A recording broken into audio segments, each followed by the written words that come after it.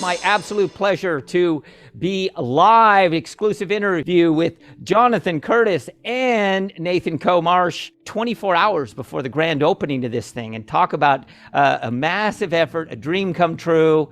It is just great to be live with you guys. Go for it, man. Tell me what's going on. I know there's lots of energy, lots of nerves. Congratulations, Jonathan, to all of you, and Tech as well, the crew, all of you. Yeah, it's amazing to see what's happened here. So what we've got is we've got a space where that is the perfect condition for magic. So up close magic plays beautifully in this room. Stage magic has real production value. It's an amazing experience. It's really come out of nothing. I think less than a month ago, this was a exercise room. Is that right? And this has been created. It was an exercise room, and they've gutted the exercise room. The reason that we like the exercise room is it has massive air conditioning. Massive air conditioning and filtration, air conditioning. So it's really a great space to put a theater. Again, I love the vision. To me, as both a performer and producer, I'm just so impressed with the chutzpah, the sheer chutzpah of the vision, and the fact that you've got to start somewhere, and you got to go through, you got to make the mistakes, you got to make this becomes the template. I like to think that I've made the mistakes for the past 60 years. I hope I'm done with that. It's so good to have someone behind the show that's actually a magician. There's so much that we don't have to explain. There's so much that he already understands, and he knows what the audience is looking for, and what to put into the room, and there's fewer disagreements over who's good and who's bad. That was easy. We picked 22 of the best magicians and put them under contract, and that was easy. Paul, who is our agent, he writes and publishes Vanish magazine. So he's got the cover stories, and going back for a decade plus, he knows who's good and who isn't. And same thing, he's a magician. Everybody involved in this thing. That would be Paul Romani. Paul Romani, absolutely. Now, Nathan, I'm going to start just with you. I watched you on Facebook. You flew out of Florida just a couple days ago. Watched the thing down, and then you're right down, immediately dropping into the dress rehearsals. So just give me a quick sense of what you walked into, and again, 24 hours out. It's been a great experience, man. It's been fun because it's been seeing it develop with the sawdust going on. So we've been doing rehearsals while there are drills in the background, saws, while they're building this amazing thing around us, which is really cool. It gives you a sense of ownership in the entire space. It's been amazing to work with people who really respect performers, and the hospitality has been first class. The focus has been whatever you need is handled. all the little details that add that extra stress when you're going into a situation that you don't know what you're getting into is gone here. And it's just been seamless and great. And we just can't wait. It's this built up anticipation and energy. Can't wait for there to be actual humans in this room experiencing magic and having their minds blown. So we're just ready for tomorrow night and incredibly excited. Outstanding. Well, obviously what we're seeing is this great backstage view, which I love that. And Jonathan, give me a quick set. You're the mastermind behind this. So yeah, exactly. You're the mastermind. The Aloha Wizard. I want to give you already a moniker that we're going to, as we watch this build and follow this story. So just give me a sense of how the process and the building and how have we got to this point, right at the verge of this dream coming to reality. Well, I was born a small white privileged child in... You want the shorter story? It's been a long, difficult slide downwards. I got lucky everywhere. So the story is not short to get here, but I think you couldn't have gotten here without that story. And the story is I was a kid and I had to take the 81H in Los Angeles from the Valley to Hollywood, where I sat every day I could after school, and eventually at the Magic Corner, they said, hey, come behind the counter. And then they said, we're gonna pay you because you sell stuff. And then they said, come to the back room. And then they said, manage this place. And this is like years of time. And Bert Green, who owned Magic Corner on Hollywood and Ivar, was really close friends with the Hollywood Magic Shop, a block and a half down the street. And Skinner was running that. So Skinner would come in, he like, I don't want to talk for Mike, but he would come in and go, oh my God, I just need a break with real magicians. And he'd come into the Magic Corner from the Hollywood Magic Store, and he'd bring in like Tony Giorgio and these bigger than life guys, I'm a kid. And then they started playing with me because I was a kid. So color changing knives. Okay, we're gonna have this guy come in and we're gonna show him the new knives. And he's gonna give you the knife at one point and show you that it's just a solid white knife. And you're gonna take it, you're gonna do your switch, and you're gonna then change it to a different color, and we're gonna get him. And those became more and more and more elaborate, as wont to be with magicians playing with magicians. And you get jaded at like 16 having dinner with Blackstone and Marvin Roy and Vernon. And then the Junior Magic Castle opened up, which is part of this story. And you had to be nominated by two people. And in that day, it was tough. The first round, they were really, really rough with. And I tried out for close-up, and it was more than a week. We had to do multiple performances. We had to talk about, we were grilled on magic history. Grilled on book reading and knowing your stuff. And they let in like 33 or 34 people, and only like 12 or 13 were close-up guys. But that now I'm freaking 16 years old, and I'm walking around the Academy of Magical Arts and Sciences, which no longer exists. But that's my patina. I've grown up in that castle. I had to stay behind this wall. Over on this side, you can only perform on Sundays when you can come out because of the liquor. And then you matriculate at 21 and you're a full member. But boy, I remember walking into that Magic Castle library, and I had spent years in different cities. Whenever I went to a city, I'd make my mother take me or my father to a library, and I'd run to M for magic. And I walked into the Magic Castle library, ran to M, Mulholland, Millhouse, oh shit, it's all magic here. And Vernon and Charlie Miller are chomping on cigars, smoking them in the library. Right. Going, don't do that. Don't lie. That's a bad book. Don't do that. And that's how I grew up, right? So I then went on and started doing magic, and I worked on cruise ships and all that stuff, and I had years and years, but then I have a business sense. So, and college training and the whole bit, and I wound up becoming an owner's representative for cruise lines. So I saw the Lux life and how it needed to be imparted to people. And I also saw magicians be horribly treated. all over the place. Everywhere I went, I would see like, oh, it's an actor. Your name's on the door, and all that. Oh, it's a magician. Oh, how long's your act by? And I hated it when I was in that position. And I'm like, come on, I'm levitating a Porsche for Pfizer over here in a trade show, and that's got to be worth something. Yeah, nope, it's not. So that stayed in my head all this time, because the luxury of the castle, the luxury of the cruise lines, and then COVID hit.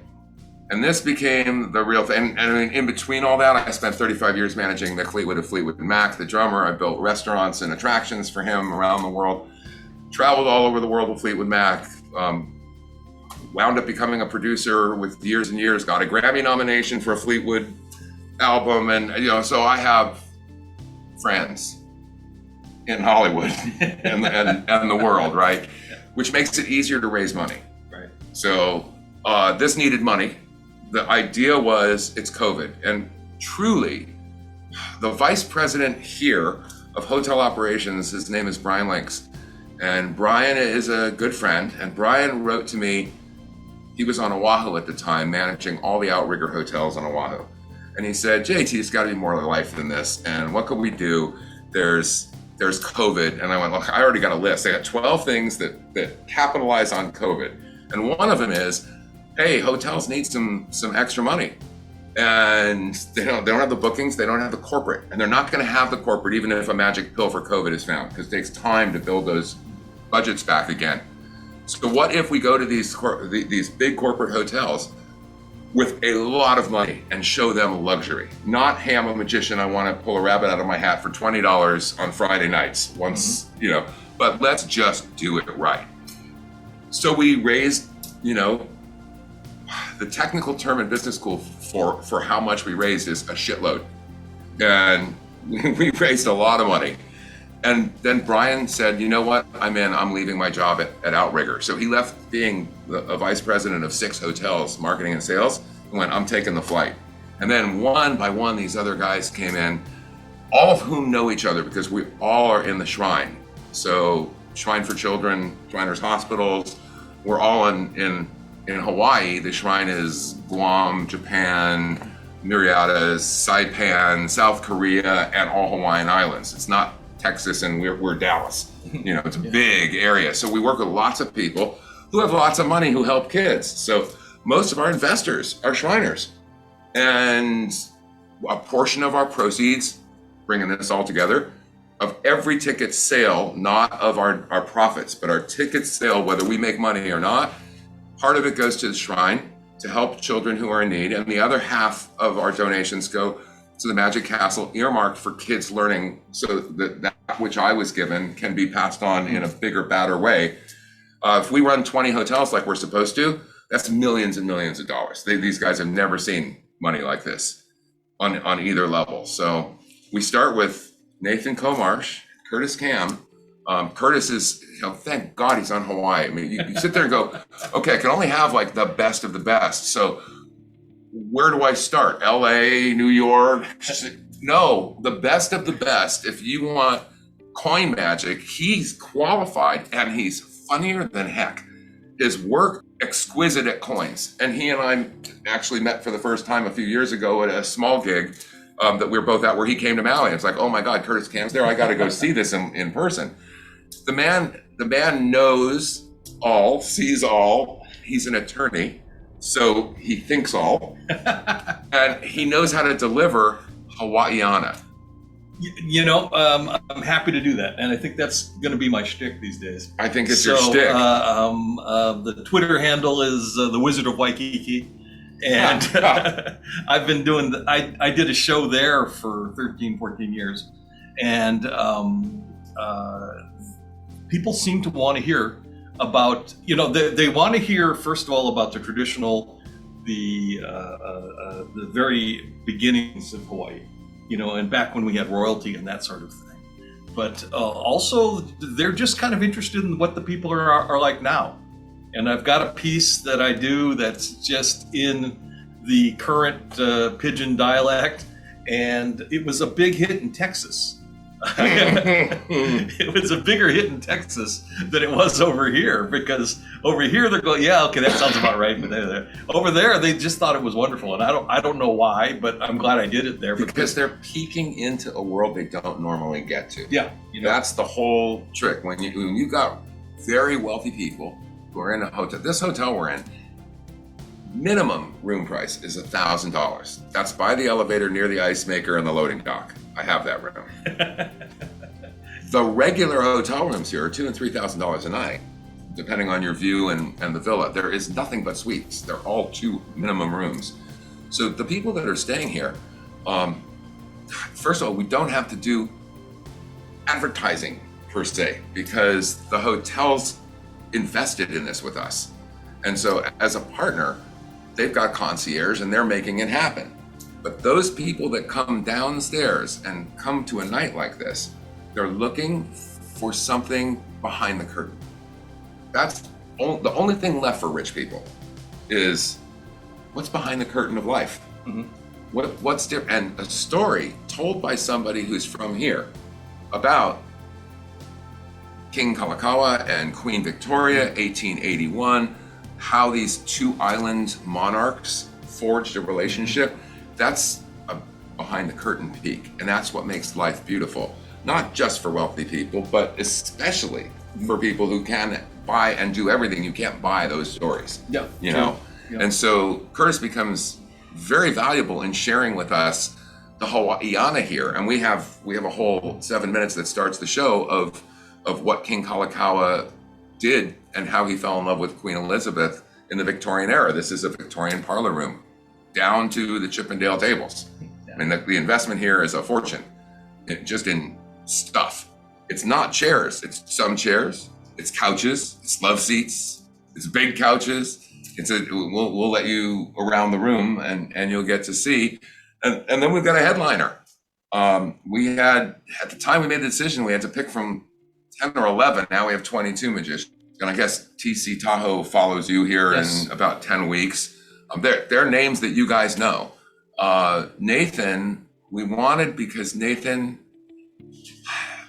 you're going to spend time with these people. He lives here. He gets a suite at the hotel, right? Mm-hmm. Part of the deal. Can't send him home to Florida every night. So they're going to see him. And what we wanted was deep intellect. We wanted somebody who not only was a magician's magician, but a man who resonated with the talk that is bound to come from having them see him at night and then see him in the restaurant. So what do you show off there? And for us at the Magical Mystery Show, Nathan had me at hello. He had me at his style, which is a boyish charm that is not arrogant. He's not the Mephisto guy. He's the it happened to me guy, and I want to share it with you, and let's have fun, my friend. And that style made me comfortable for this kind of a room. But then I read in Genie magazine his review of Eugene Berger's book. And it was the last book of Eugene Berger. And I looked at how well this guy wrote and how well he thought through the process. But first of all, I want to hang for 12 weeks with that guy. And second of all, everybody else who gets a chance to hang with him will become illuminated in a deep level, and he can talk to this level of people. There are great magicians that probably can't handle that. So we've had to carefully pick sharp, great magicians. And and we just went through a run through, and I've got pretty seasoned theater people over here, and we're watching Nathan. I don't know how he's doing some of this stuff. And I'll watch it again and again. I've already watched it a couple times, and I still don't know how he's doing some of this, and I don't want to know. Which is, I mean, how often do we get fooled? Yeah, right. You know? Yeah. So he's really good. He's really good. And when he gets an audience in this room, there's nothing like, I mean, I don't care if you can vanish an airplane on TV. If you can make a coin float in a room that seats 40, you're God. And he's just wonderful. So we're really, really blessed to start this out with two of the world's best artists. And Jay, you've done shows everywhere, and you've been part of large shows and small shows and everything in between. Have you ever had a showrunner who said he read the reviews in Genie magazine I don't think so. I've never. Well, that's very cool. Not only that, I mean, the whole backstory. I'll just say I worked at Hollywood Magic. I was one of the junior members. I mean, so much of the story you're telling me, Jonathan, I was a part of that maybe 1 or 2 years after you. I moved down to LA and got a job working Hollywood Magic in 78. Literally on my 18th birthday, 1978. Earl Nelson, Michael Skinner had just left, but the shops you're talking about, the Tony Giorgio experience, all of these, I remember Tony walks in these big hands and they're like, show the kids something. Just like you said, and you're like, oh my God, these are these greater than life. Charlie Miller and Di Vernon in the library chomping on their cigars. Yeah. Oh, he was a funny guy. That guy could palm this and you wouldn't see it. He was so good, so good. Martin A. Nash, the man. These are old guys. Jim Patton, may he rest in peace. The guys that were one off of the big names that you don't know of. Jules Lanier, the guy that would sit there and go, okay, well, I know this guy and you need that help. I'm going to put you together with so-and-so, you know. Wow. Yeah. Jules Lanier was the one that twisted my arm to join the juniors because I've always been a maverick. You know, I came in, I don't need to be. And he goes, no. He goes, you have to join the junior. And that was it. It changed my whole life. A year later, they changed the rules. I was the youngest performer to ever perform on stage at the Magic Castle because they were like, wow, Peter Pitt, Diana Zimmerman, the whole thing. And Jules was, again, these people that were integral. Had he not like really twisted my arm, I wouldn't be here talking to you. Dick and Diana Zimmerman spent so much time and energy on that first few years of the juniors. Peter Pitt did.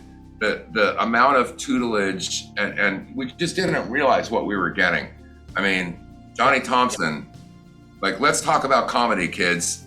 In the library with 8 of us, you know? Yeah, that's incredible. Okay. It was just an incredible experience. And so I'm bound and determined to give back so that this can become super big in terms of outreach to youth. I mean, your school grades get better if you're a magician. Your business acumen gets better. And Mick Fleetwood used to introduce me to record execs, and I'd come up with whatever was in my plan, and the executive would go like, no, and Mick would go, listen to Jonathan, because he does a chess game in his head, and he knows something you don't know. And I found that out, so you listen to him. And it's true, the chess game, the figure out where you're gonna get screwed comes from, and Nathan and I were talking about this the other day, eventually you will put the die from the die box in the hat as a kid performer when you're starting out, and you'll take out the die instead of the shell. And when you do that, you have a very unpleasant experience. Yeah. And you learn from that. You learn how to go, I better think about where I'm going to put that thing and this thing. And what if this falls over? And what if my liquid isn't there? And what if the knife doesn't fit in this thing? And what if the table? And it's both sides, right? He's doing a load last night in the rehearsal. And this is pretty for magicians, yeah? Yeah. He's doing a load and he goes to reach for the orange and the table goes down. And he's shoving his hand in for the orange, and the table's going down and down. It was the juiciest bill in orange I've ever seen. It's delicious, absolutely delicious. But you learn how to think about it. It's thinking and gaming it out in advance, and it's also learning that it's learning to roll with it when it happens and build that momentum and keep it going. So absolutely, man. That's perfect. Let me jump over to you quickly, Nathan, because thank you, Jonathan. That was freaking brilliant. That was like, dude. I have the long version too, if you want it. Clearly, we came up through some of the exact same ranks. We knew some Jim Patton. Every name you mentioned, I've got a dozen stories as well. With Johnny Thompson was my primary mentor. So lucky you. Well, and let me jump in with this, Jay. You were part of that for me. I was 14 years old at the Tampa Bay Magic Club in Largo in like 1990 something. and you did a lecture that was magic, that was like I had never seen before, and that had me the Symphony with the Ring and Ribbon, the things that would just vanish and appear, and it made sense. You needed something, it just appeared, and that hit me really hard and was a big inspiration. So you were part of that for me, so I'll mention that as well. The giants upon whose shoulders we stand, but the responsibility, just like you're saying, Jonathan, the torch has been passed to us.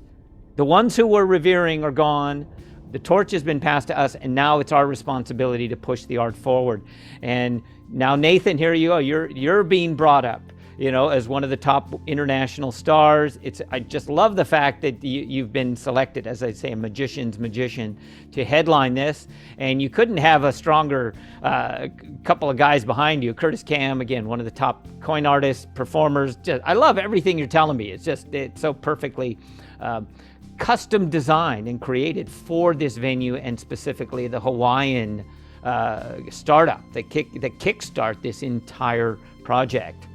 So give me give me some quick thoughts on where you're at. You're counting down, Nathan.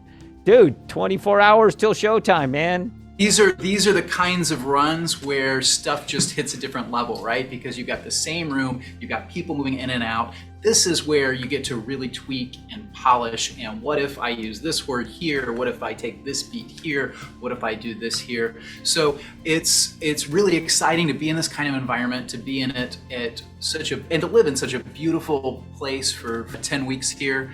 And I'm pumped. I'm pumped. I'm very excited. It's not just 10 weeks. Outstanding. If your Thank comic cards are good enough, you can come back. He says that now. Thank you. Look, that's fantastic. Thank you, Nathan. We're going to be following this. Obviously, we're going to look forward to. I'm totally behind you. Now, Curtis, you get sort of the last word here. You've been you're the man in the center, and as you say, as both of them are acknowledging, and myself as well. Not only do you have the skill, you have the sense, you have the experience, but you carry the culture and the stories that are unique to this venue. When this venue opens up, when the next one opens up in London or whatever, I imagine they're going to draw upon the local stories there. And then this becomes, and that's, I love the fact that, no, he's saying, no, we're going to bring Curtis there. It'll always be Hawaii. We're doing London. We've got 4 opening up in Oahu. And then after that, we do London. The London will be the inverted part of Victorian age. It'll be all Victorian Hawaiiana in London. So I will be flying out Curtis Cam before you can think of it to be the ambassador of Hawaii. Look, you go to Victorian stuff, even the wrought iron has pineapples on it. Where did the pineapples come from? It came from Kalakawa's visit with Queen Victoria, and it became, our cultures intermerged. So I can't take and put a Victorian table in there for the Londoners because they live on that. But I can put a Hawaiian world in there that was a Victorian age and have them thrilled. And it's just the other side of the pond. And I'm trying on my hula skirt now. So. Yeah, and we are skipping a little bit of the 1930s, 1940s, because Max Malini retired here. Max Malini's final performances in the world were right here in Hawaii, and Hawaii was the only place that Max could find a king in America, and he was used to performing for royalty. And there's stories about Max's performances here, and I'd like to think that we continue the tradition of the parlor magic, the minimalist approach and the interactive approach that he had. And there's a new book. Steve Cohen has a new book out on Max's stuff, and I think I look forward to sort of incorporating some of that into what we do. Maybe doing a black ice or something like that. So in a day, basically, the torch gets passed, and Nathan Marsh gets to perform for the king. Wow, outstanding! Thank you for that. For all of you, I really want to just thank you all. We're going to keep following this up. Isaiah, I fully recognize that this is kicking off an incredible story. I'm hoping it's a legacy. You're beginning a legacy of magic, that venues that continue to push the art forward. Congratulations. Aloha. We're supporting you from behind the scenes, from afar, but from the spirit of the art, in the name of all these we've just talked about, just wish you all the best opening night as we launch into this first run of this project. Thank you, my brother. Mahalo nui loa. And look, when you get tired of that cold, miserable weather and your outrageous viral laws over there, feel free to call our agent. We'd be happy to have you for a month or two. Come perform.